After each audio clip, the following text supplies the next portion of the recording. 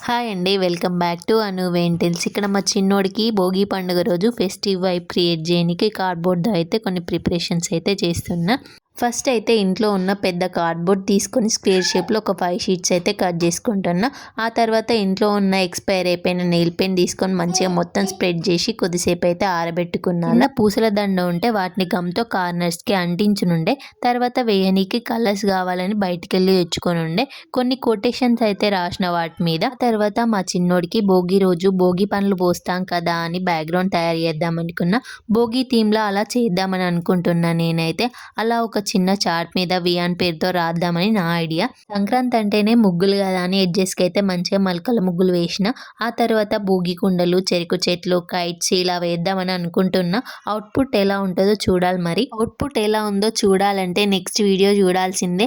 Next video చూడాలంటే ఈ వీడియోని లైక్ చేసి ఛానల్ని సబ్స్క్రైబ్ చేసుకోండి. అను వెంటేల్.